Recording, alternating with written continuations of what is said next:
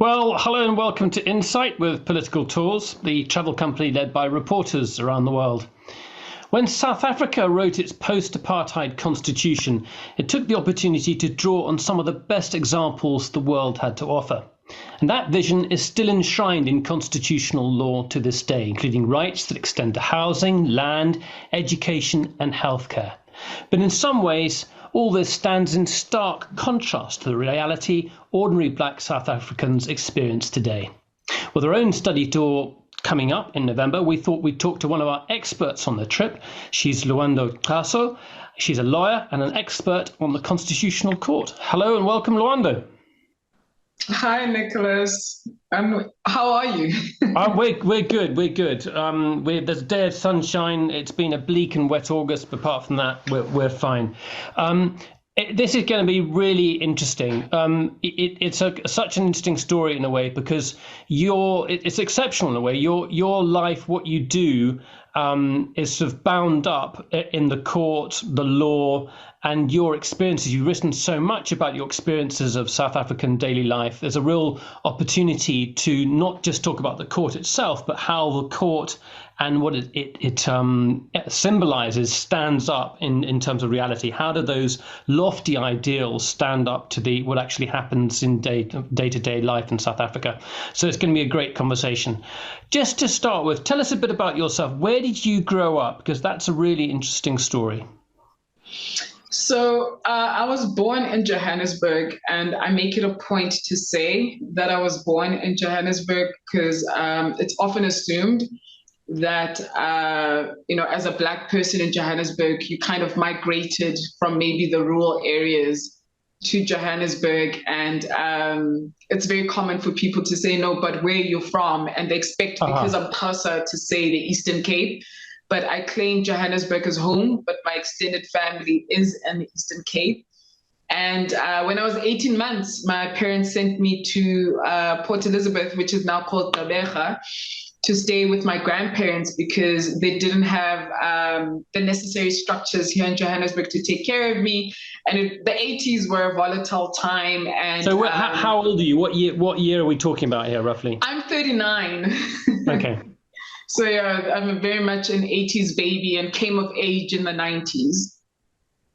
Okay. And then what do you, so you're, and just tell us a bit about your parents and your grandparents, because they're interesting people. Yeah. So my grandfather was a messenger at a law firm. And one of my enduring memories of him is how he would always dress so immaculately. You know, he'd always put on a suit. And in my young mind, I thought he was like this important executive at the firm, but he was just the mailman. And I've come to realize why my grandparents took such care in how they dressed, because it was a way of asserting their dignity. And also at the same time, it was a form of respectability politics, because you hope to minimize, you don't want to attract the wrong attention from the police or from white people. So if you look dignified, the idea is that you wouldn't be targeted. So I see the duality, because my grandmother was also a stunning woman and who used to wear like fur coats and these beautiful dresses. And there was just an emphasis, especially when we go out of the house, to always look our best. And I see that it's beyond just style. When I think of them, it's just an assertion of their dignity and saying, I'm a person. I live in a country that refuses to see my full humanity, but in the way that I take care of myself and in the way that I dress, I can communicate so much. My grandmother was a maid, and she was for a Jewish family, and she was also a cook. So both my grandparents sort of lived this life of going in and out of the township, to go to work and places where they were only allowed to be in terms of the past laws for their work, and come back home in the townships. And, it occurred to me the other day that I can remember the first time I encountered a white person, because at that time our lives were very much in the township.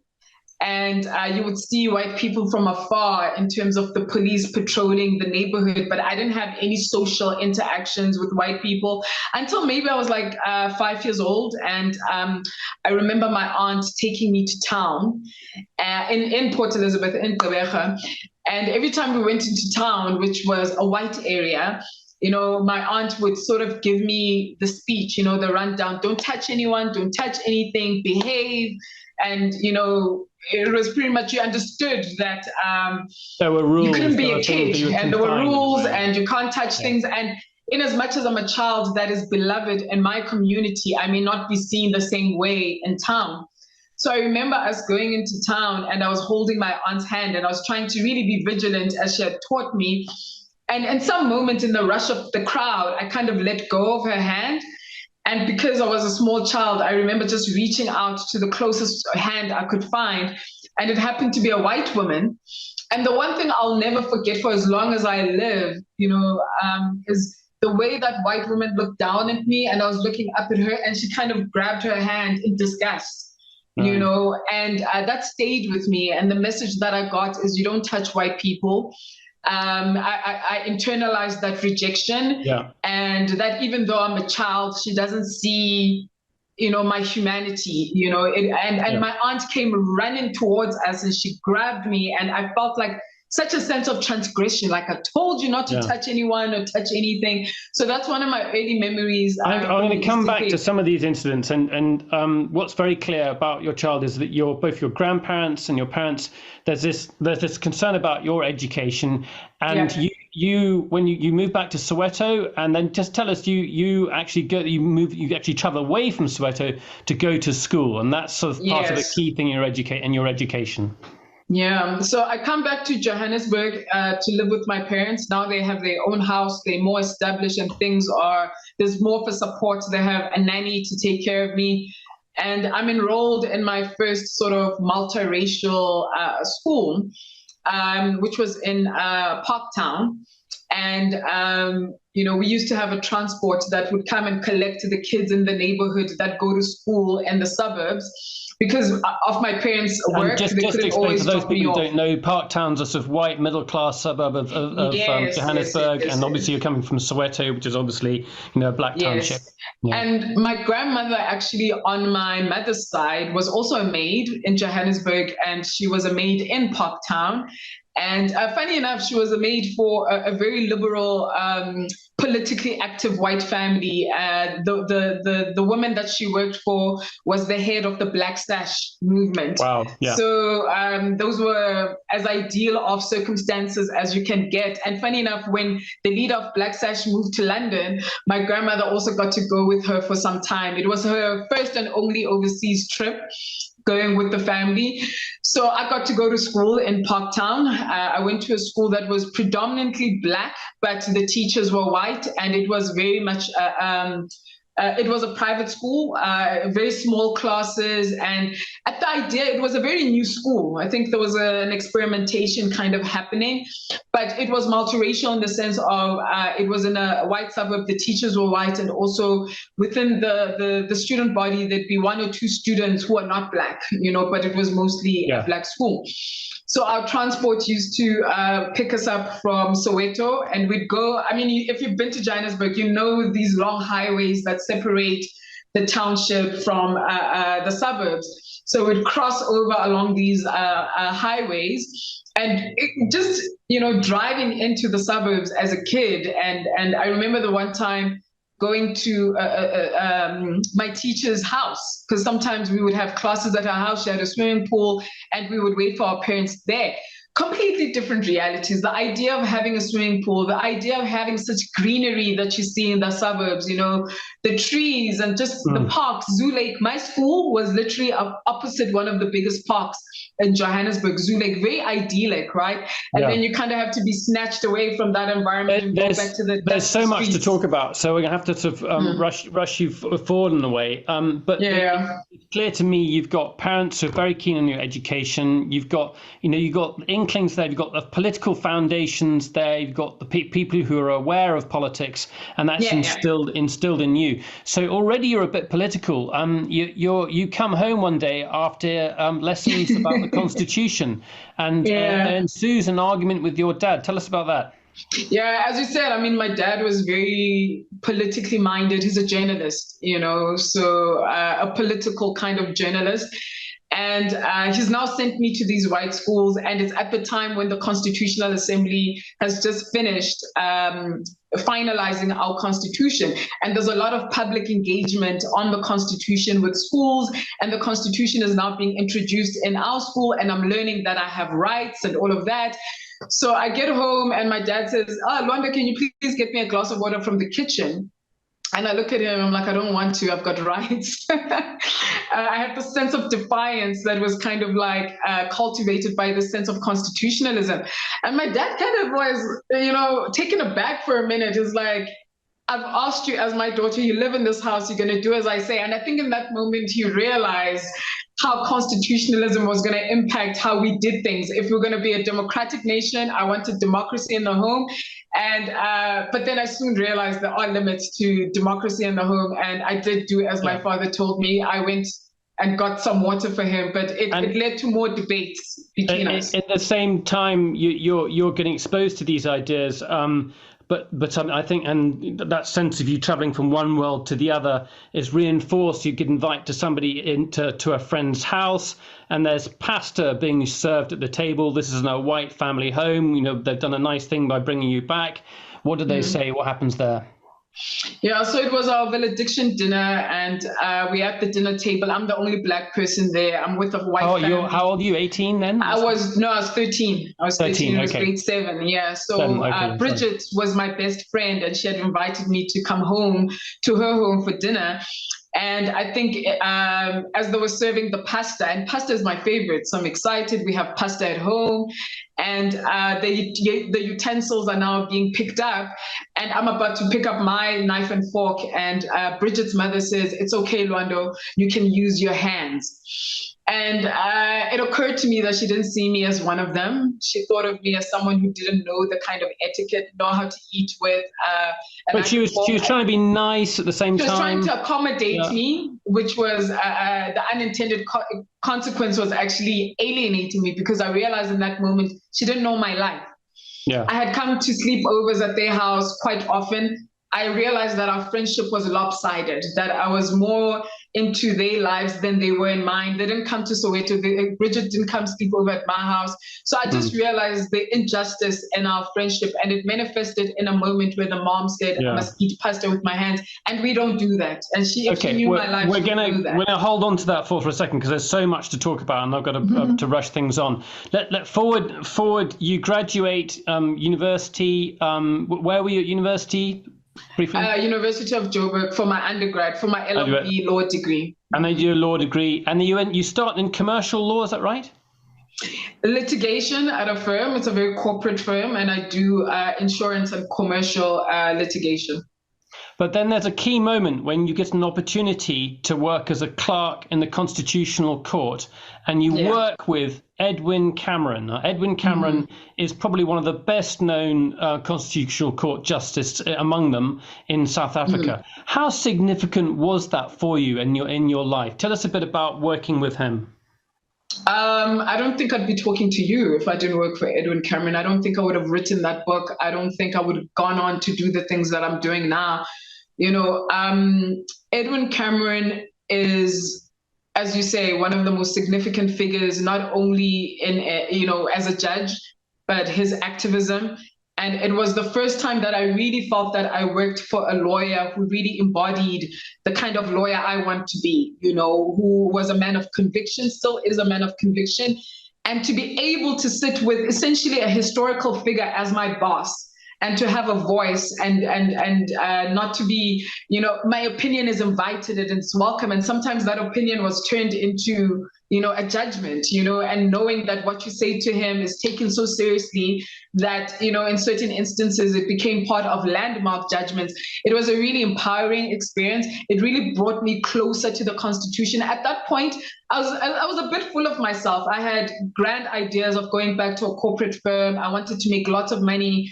And there was one significant moment between Edwin Cameron and myself where I'm sitting in his chambers. My time with him is about to end. And he says to me, "What are you going to do after you leave the court?" And I'm like, oh, I'm going to work for the biggest firm in Africa and I'm going to make lots of money and buy a beach house and have a driver. And he took off his glasses, he looked at me and he's like, that is not what I was asking you. My question is, what are you going to do for others? How are you going to be of service? He's the only person that I've ever worked for to ask me that, because I'm part of the generation that was given this constitution and I was told, live your dreams, just think about yourself, do you, because for so long, my parents couldn't do that. It was always about thinking about others, being of service to others. And now being instilled with the sense of follow your dreams. And Cameron is like, no, this constitution and the work that we do in this court is not possible if you don't have that service mindset. And even if you end up at a firm, you need to have that mindset. Okay, well, let's now talk about the Constitution. We met you actually showing us around the Constitutional Court, and in a way that here's the contrast that is actually symbolized in terms of buildings. You've got the Constitutional Court, and it's actually in the area on Constitution Hill where the former prison was, where basically the enemies of the state, if you like, were imprisoned in terrible conditions. So you've got this incredible institution alongside places where the sort of victims of apartheid were both tortured and imprisoned. So it's a stark symbol. That's what we go and see on the tour. But the thing that really stands out for me is not so much the buildings, but the actual document itself. Why is that Constitution so different in so many ways from others? What has it got built into it? And I know this is not going to be a quick answer. I'll have some follow-up questions. There are ideals in that Constitution you won't find in others. Yeah, so we as a country, I mean, to our benefit, we quote unquote achieve our independence at the tail end of, other African countries achieving their independence, right? We may have been an independent apartheid state, but our true independence in my mind comes in 1994. That timing allowed us to learn from the journeys of other countries, right? It allowed us to learn from older democracies. It allowed us to compare constitutions and to actually determine in a specific sense these universal ideals that are always expressed in constitutions. How can we make them specific to South Africa? So I think coming at the tail end of all of that history, coming after the end of the Cold War, the fall of the Berlin Wall and all of that, I think had its benefit in terms of us learning from other countries. And also I think what makes it one of the most talked about in the world and also one of the most highly regarded is that it came about through the biggest public participation program the world had ever seen at that point, right? Millions and millions of South Africans were engaged, were able to submit their submissions. These incredible workshops were happening in every corner of the country. Parliamentarians had to leave Parliament and go out into communities and actually think, like, if South Africa is an idea, what kind of idea is it? What kind of values should we have? Yeah. And also, even beyond that public participation program, just the struggle itself. Albie Sachs always says that the best thing that apartheid produced was anti-apartheid. Anti-apartheid really allowed us to articulate the kind of society we want to live in. And I think that articulation somehow was distilled. And he was the first Supreme Justice in the Constitutional Court, Albie Sachs, is that right? He was one of the first 11 appointed by Mandela to the Constitutional Court and activists before that.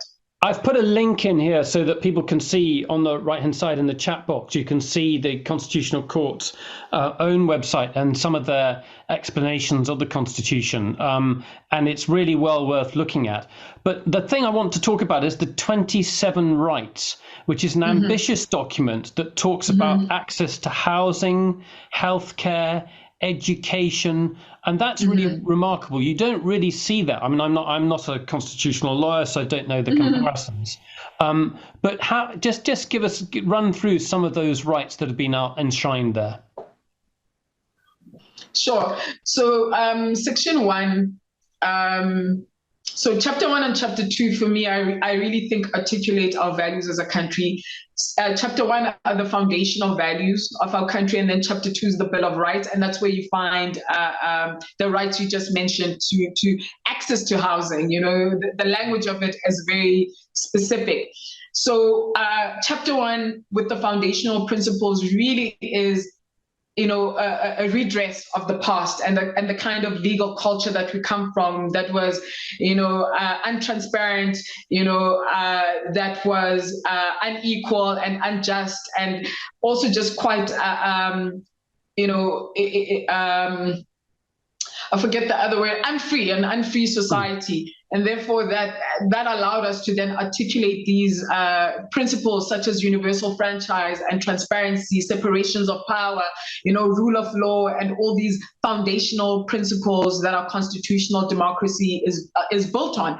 And then when you go to chapter 2, the Bill of Rights, that's where I think, the deepest relationship between citizens and the state actually occurs through those rights, that as a human being, endowed with these rights, the government should ensure that I live, in decent circumstances, because under apartheid, Black people did not have these rights guaranteed.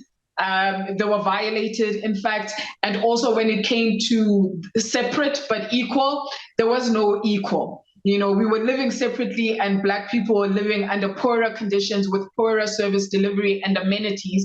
And this part of the Constitution, Chapter 2, is meant to redress that and put the responsibility on the state to ensure that people have, access to housing, to education, to healthcare, and all these things that in the past they were denied: dignity, life, and freedom, all of those things, physical integrity, knowing the kind of violence that people endured under apartheid. Yeah. So I want to mention some of these because I think it's important to come back to them later in the conversation, because I think we have to, these are standards by which the government should be judged.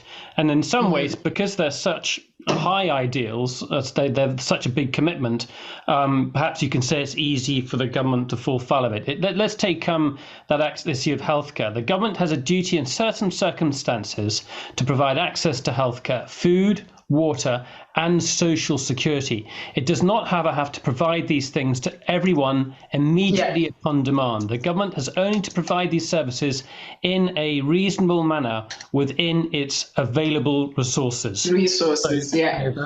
That's a condition. But listen, I want to jump forward. We're going to come back to those ideals laid out in the Constitution, and I want to explore the way the country has lived up to them through your life and your experiences in just a second. But before we do that, you got, after spending time with the Constitutional Court, you got a scholarship at Notre Dame in Indiana.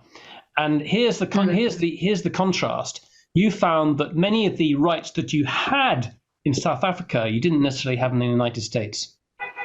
Yeah, I mean, as a young lawyer, and also as being part of the generation that I'm a millennial. I'm thinking tell us about, there was one particular instance when you were in a classroom and it was going to be a discussion on the benefit, the title of the conversation, the virtue of diversity. The benefits of diversity in Notre Dame University. No, I was just trying to say that I looked up to America, and as a lawyer, getting that scholarship was everything to me, and I got to do some comparative constitutional law.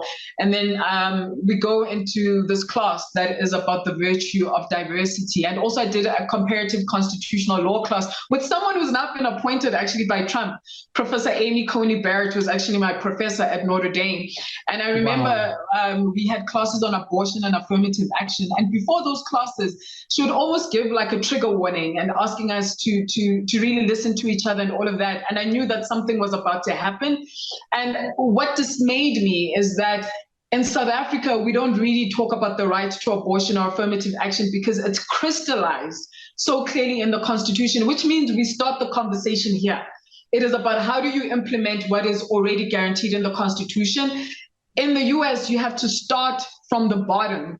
And for me, I found that truly to be exhausting and to be honest, a little bit demeaning, that is the level that you have to make the case for affirmative action, that you have to make the case for abortion. So in those ways, I saw that we were quite advanced. Out of interest, how did she, I mean, you must have had good discussions in class. How did she treat you? How did she treat your thinking? To be honest, this is where I get into trouble when I talk about her, is that I was really, there was such a contrast to how she's portrayed in the media and who she was as a professor. I absolutely loved her class. I felt that she created the right environment for the most sensitive discussions. I felt that she listened to all of us. I got good grades in her class. I didn't get a sense of her own personal beliefs. But then again, I realized that being a professor and being a judge are two different things. The role of the professor is to create that space for students, and the role of the judge is to say what you think. So we are going to have two different experiences. It wasn't in her class, but it was in this other discussion in which there was somebody, and this was the discussion about the virtues of diversity in the university. And really loosely, we're talking about affirmative action and whether affirmative action could and should exist. It's obviously a big current debate in the States. And what did someone pop up and say? What were they saying? You know, they kind of raised their hands and they said, you know, diversity in that conversation was used as a guise for a lot of prejudice. And in that conversation, I felt alienated because they said the virtue of diversity is having different people in class to learn from, right? They don't tie it to any historical wrongdoing that needs to be leveled out. And they said that sometimes there isn't much to learn, you know, from diversity students, meaning Black students. So in that mind, it was the first time in my entire life that I had cried in class because I was listening to people saying that there is no virtue in diversity. You know, even though this was alluding to affirmative action, they said it doesn't really. Studies have shown that having diversity in the classroom doesn't mean that you're none the wiser. So they were trying to make a case against it. And for me, I think that is not debatable. Yeah, I felt that topic itself was offensive to say what is the virtue of diversity in a room where there are students from other countries and other races and all of that led by white conservative students. Yeah, the Federalist Society actually convened that discussion. Okay, I get it. Let's go back to South Africa, and it's the sense I'm getting is that your own values are enshrined in this constitution, and that really there's a sort of continual struggle going on. You quite often go to the apartheid museums, a museum that we often go to, and I think we share this view in that I think you've got to go through that museum again and again and again to get stuff out of it, because there's so much, it's too much to do in one go. There are many, many different aspects to it. You found yourself in a section where they play videotapes of the Truth and Reconciliation Commission, and you came out deeply disturbed by that. Tell us why. First of all, that's how the museum ends. It ends with the TRC room, and then when you go outside, there's the beautiful South African flag and the national anthem playing, and you're like, wait, no. The Rainbow Nation reigns supreme. Yeah, it's like for me, there's so much in between that needs to happen. So there's no catharsis after you leave that TRC room. And when you hear the anthem and you see the flag, you're full of anger because of what you've experienced in the TRC. So when the TRC was playing out, I was probably 9 years old. And I often remark that it was the first time I had seen Black people cry in that way. You know, what I'm used to is Black people being stoic, not showing emotion. In my very own home, how I was brought up is you don't show emotion, you don't cry. I've never seen my parents cry up until they were much, in the elderly years. And as a child, tuning into these hearings, seeing them because they played on TV and they played on radio, and you would see someone like Desmond Tutu, you would see some of the family members looking for answers, heaving, crying, was very unsettling for me. So I didn't want to watch it. It was like a scary movie. I didn't want to watch it. I avoided it. So the Apartheid Museum was sort of me going back to that part of history that I avoided. And I realized the gravity. Sometimes we forget. There's a lot of forgetfulness when you sit in that exhibition and you listen to the police describe what they've done to people, and you watch family members take that in. You're like, how is it even, what does justice even mean in the face of such horrors? It feels so insurmountable. It feels, you walk out of there and you realize that the scars are deep, the wounds are deep, and I don't think we've done enough. Forgive me for interrupting. You picked up on one case. There are two Afrikaners. They take two black Africans who are essentially anti-apartheid campaigners. They take them away. They buy petrol, 50 litres of petrol. They give them sleeping pills, and then they burn them alive. They literally put a match to them and burn them alive. And you came out to discuss it. You focused on that particular case. Why did you feel you needed to do something more? I mean, the Truth and Reconciliation Commission had dealt with it. The evidence had been discussed. Why did you think you needed to go and do more? As a country, you mean? Why did we? Why do I think in terms of that, focusing on that particular case? You went away and read about it. You did more research on it. Wrote about it. You know, when I walked into the exhibition, that particular story really landed on my heart because it's quite possible that my family knows that family. That family is from the same neighborhood as my grandparents, you know, in Gqeberha. It felt very close to home. Some of the places they were describing, I've driven on those roads, you know, that they kidnapped these two young men. And as they describe the sceneries, like, I know those roads and I may know these people. And to know that symbolically, those two people represent so many others who met a similar fate. And I think what struck me about that story particularly is that that family refused to forgive those two police officers. There is a myth in our country that everyone was forgiven. No, some Black people chose not to forgive. And I think a re-traumatization of that family is that the police officer who was denied the forgiveness went into the personal home of this family to ask them for forgiveness again and brought cameras. I could not believe that, right? That the invasion of the personal space of the man that killed your child in that manner, that burnt them and literally eviscerated their being, is now coming into your home and almost demanding forgiveness and has cameras on you, because this was now the South African story. He felt entitled to that forgiveness. That's why that story stuck with me, is because I think they had every right to withhold their forgiveness. It's the only example that I have of someone publicly saying, I can't forgive this. And I think their story needs to be known too. The Truth and Reconciliation Commission deliberately cut short. It took the cases from 1960 really up to the end of apartheid, really into the 1980s, and it could have gone beyond that. So it cut out large numbers of cases. But you get a sense it's not just because they had such a limited or narrow inquiry in terms of the historical breadth. You feel that the compensation hasn't been properly forgiven. What else could be done? I think the reparations were wholly inadequate, and also the reparations, as inadequate as they were, even those were not paid out to the families. It kind of like drifted away. I think that in terms of, you know, things like redistributing land and other forms of reparations, also just support for mental health in communities that have really been devastated.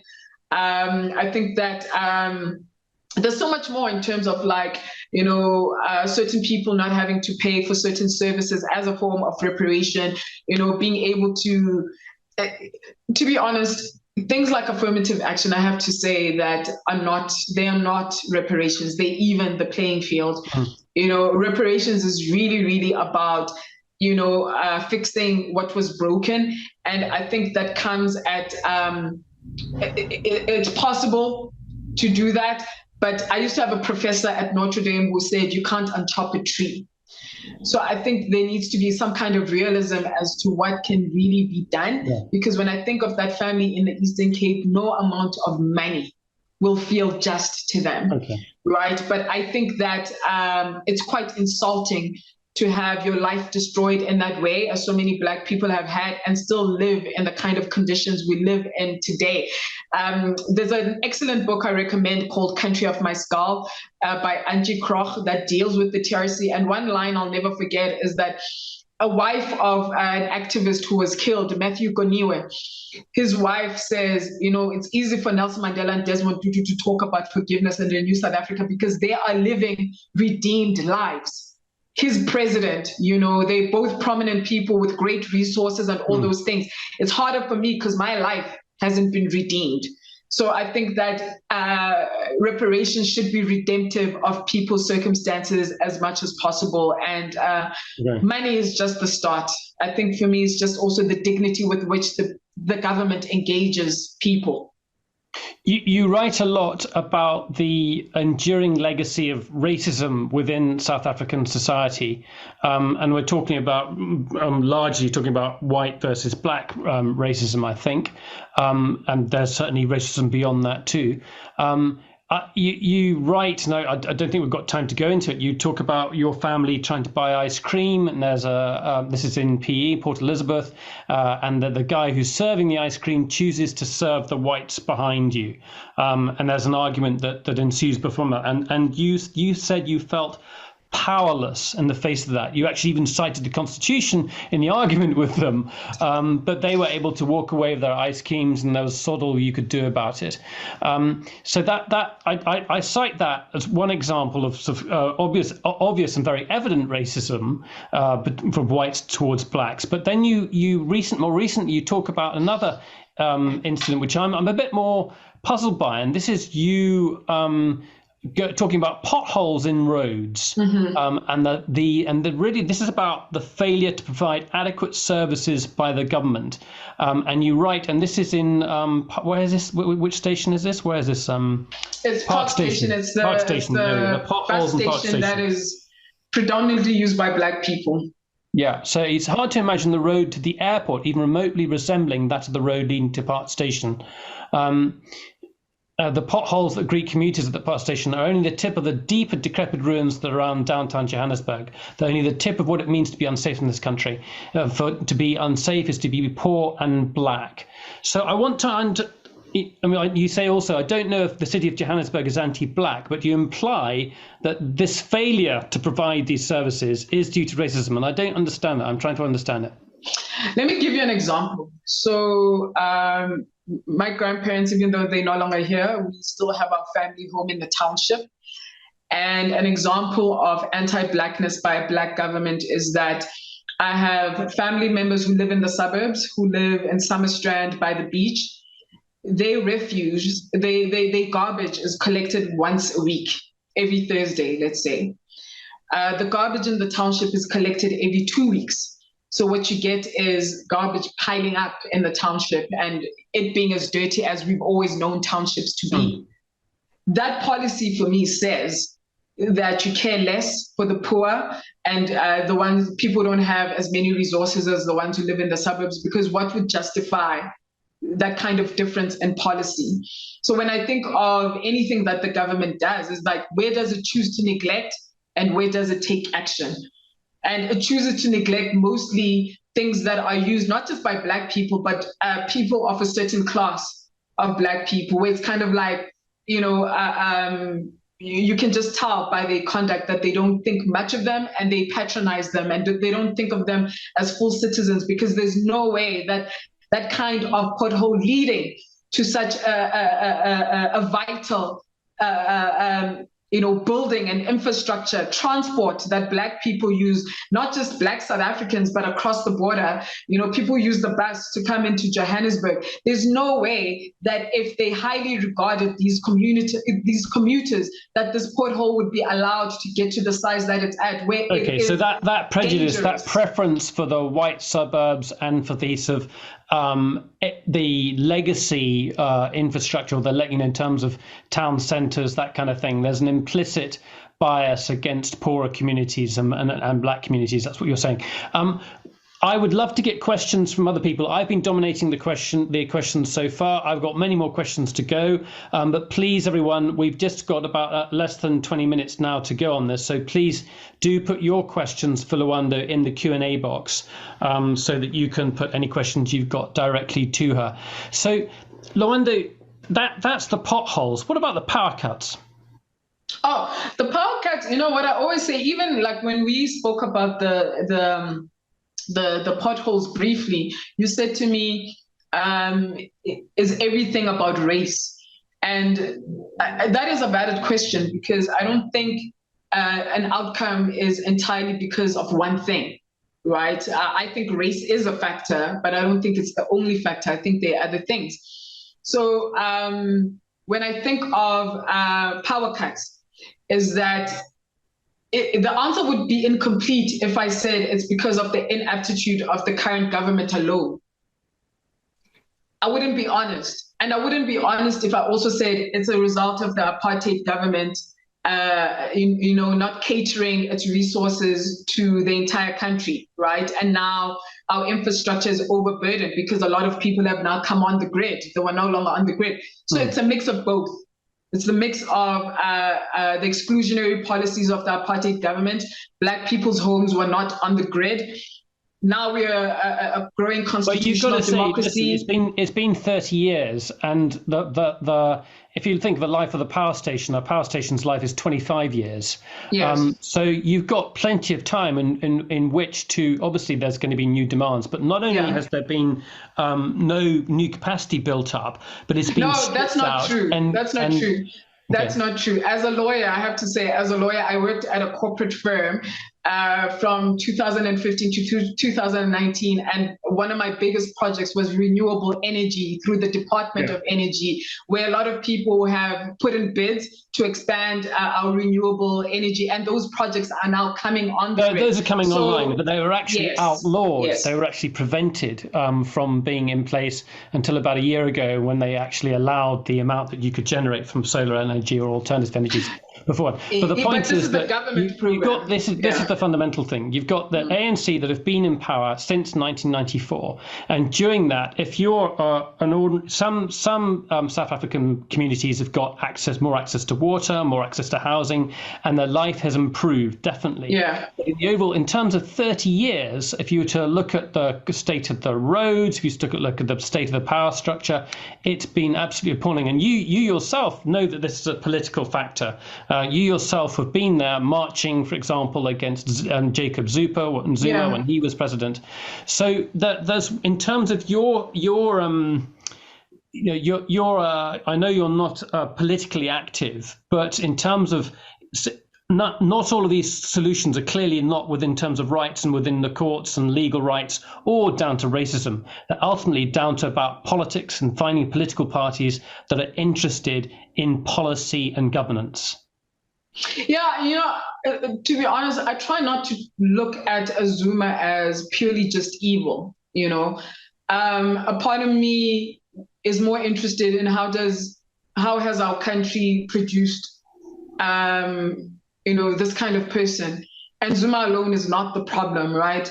And as I said earlier on, I think a lot of things that go wrong in South Africa have a tie to the past in ways that we're not even aware. I feel that essentially, and this may be too esoteric for the people who are listening, but I'm in the habit of, because I have my own therapy. I've got a therapist and I work through things, and I've taken sort of that kind of view on people, even leaders and life, as to what produces these traumatic results.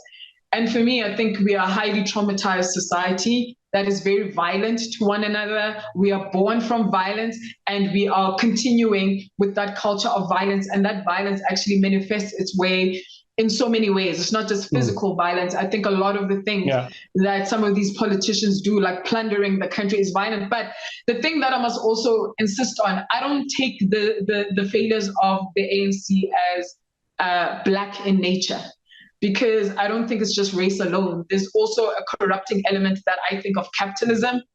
And I think that there is a way that the world responds to Black corruption in a way that it wouldn't respond to white corruption. There's a way that we very quick to call out state capture, but don't realize how prevalent it is all around the world. That for me, the one thing that I don't do is I don't pathologize South Africans. I try not to do that, because once I pathologize us, it means there's no way out of this.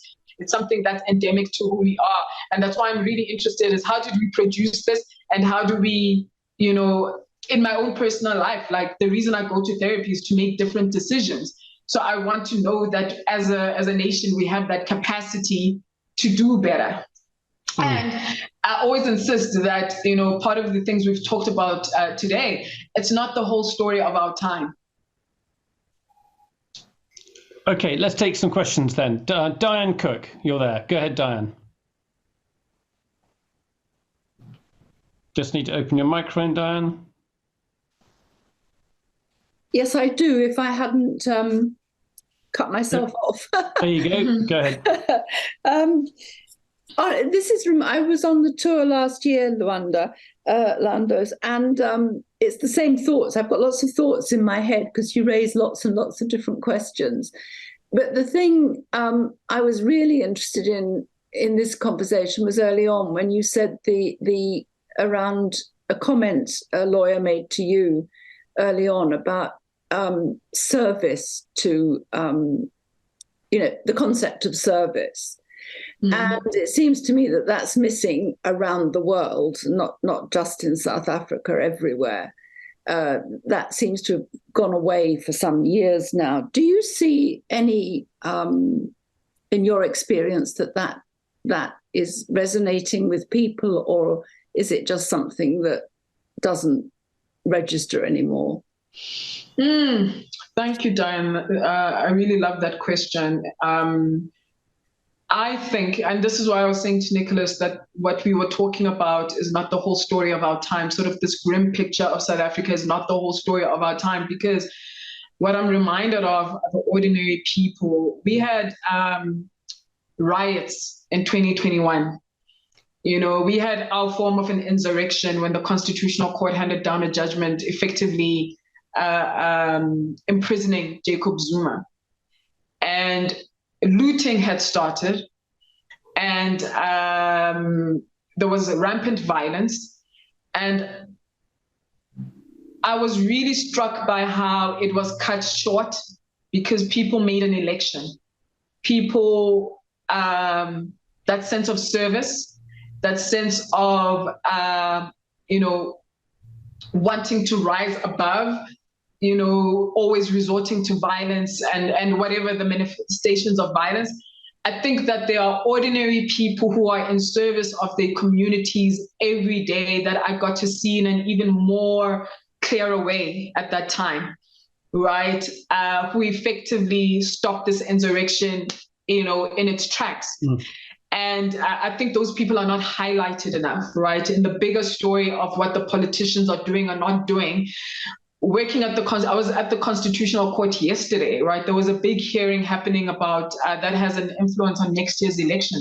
Just seeing the kind of litigants, that take on these matters, who are very sure about, I will take you to the Constitutional Court, to even say that, when I look at the protests that happen, for me, service is counter like apathy. And the one thing that I'm certain of is we are not an apathetic country. And I've seen that so many times. And I think this idea of service post, the big exposure of state capture, I think we were so shell-shocked that could happen under our noses, that I think people have a sense of vigilance now. And I think also, like the rest of the world, with COVID-19 and all of that, and lockdowns and all of the restrictions and the economic crisis and all of that, I've seen ways in which people have organized themselves in service of others, right? So I think even seeing our civil society in South Africa and how active it is, I think there is that element. I think where it is lacking is in government. And I think that there are dueling forces in government where certain people who realize the destruction that has happened under Zuma are really trying to turn this thing around. And there are people who are still stuck, in those patterns of plunder and corruption. So that spirit of service is there. It's literally changed the course of my life. That's why I no longer practice corporate law. Not that you can't practice corporate law and be in service. I just feel like I could be in better service in what I do now. I must say, on our last tour, I was really struck by how, apart from being in a couple of restaurants in Cape Town, in terms of politicians, businessmen and women, leaders, just daily life, we didn't come across white people until Cape Town, and we came across a new generation of people from all backgrounds, and I was very impressed by them, and that gave me confidence in contrast to the extent of power cuts. Finding out that people didn't have painkillers in hospital in some places, and just the contrast between people who gave you inspiration about possible future and the terrible services delivered by the government. a lot of this comes back to the Zuma years, not all of it. But what do you see as the legacy of Zuma? You've written about this.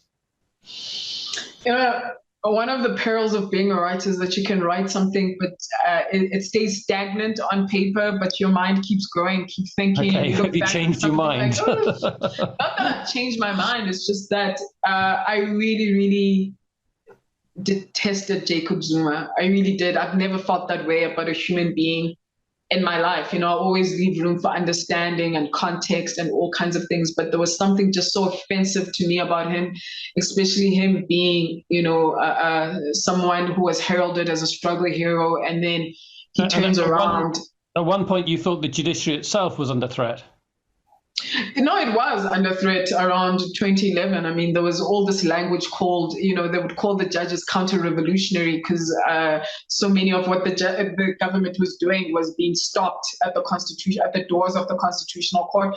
So to kind of get people, to radicalize people, they called the judges counter-revolutionary. And I think South Africans are spotted at that. That ploy didn't work. But with Zuma, I think for me, it's kind of, again, the psychological aspect to him is, I think there's so many people who are corrupt but don't see themselves in that way. I think, it's even in the little day-to-day things, in how we shortchange other people, in how we give, the traffic cops bribes, and how we cut corners and all of that, that there's a bit of Zuma in all of us, right? And I think that's what scared me about him, because there are parts of my life that, I could stand to have better integrity. There are parts of my life, if I had to be honest, where I do cut corners. And sometimes that comes because of the pressure of capitalism and making money and supporting yourself and doing all these things, that I think part of the legacy of Zuma is just looking in the mirror and seeing the worst of yourself through him and what we're capable of. And also just when it comes to, again, the most emotional moment is that a lot of people in South Africa live through social grants. That's all they have. It's that little check that they get from the government. And even under Zuma, that was under peril. I couldn't believe we had gotten that low under his leadership, that people's only means of survival was at risk. So for me, it's just hoping that people don't do things out of the sake of party allegiance anymore, but really, really, and I think we're moving away from that. I mean, even next year's elections are up in the air. Whereas give us an idea. I mean, there's a real possibility that the ANC is going to lose its preeminent position within politics overall, not just around Johannesburg. The idea that there's been there could be a coalition of opposition parties in a position to take government.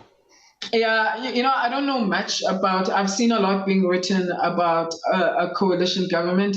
My prediction is that if they do win, it will be by a slight margin, enough to frighten them to know that they are losing power. They are losing power. I think that is pretty much known. And I think for me, that's healthy for democracy. The one thing that really disturbed me is just the stronghold and the arrogance that came with the stronghold that they had. At some point, one ANC leader said, we're going to rule until Jesus comes.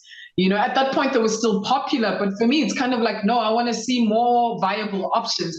I think the thing that I am concerned about, even though the ANC is losing power, I don't see how other parties are capacitating themselves to take over what is a big government, right? And I think that's why a lot of people, even if they'd like to vote the ANC out, when you look at the other options, is like, who can do the job? And I guess that's where sort of this coalition is kind of coming into play, where there's a recognition that they won't entirely lose, but they're going to have to rule in coalition with other political parties. Yeah, there's some very disparate groupings in there, aren't there? So, so it's hard to see. Mandela tried it with the Government of National Unity, and the National Party walked out from that deal. So, but those are two different things. Yeah. Okay. Well, listen. I mean, so I would just, in summary, really, and I think we'll wrap it up there. Lwando, is, I mean, you do seem to be an optimist. I mean, if I were to look at, the story around Eskom earlier this year, being the director being poisoned, then being kicked out by the government, and then they try and launch a criminal case against him.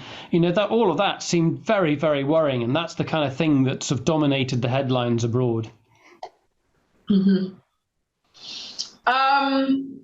I just want to say one thing. I don't think I'm an optimist. I have a very difficult relationship to the word and the word like hope. I tend to, the reason my book is called Made in South Africa is because I think, there's a beauty I've gained without romanticizing the struggle or the adversity that we face. There's something about South Africa that I feel has prepared me for the world, that I can walk into whatever context and I feel well equipped, because every single issue that happens in the world happens in our country, right?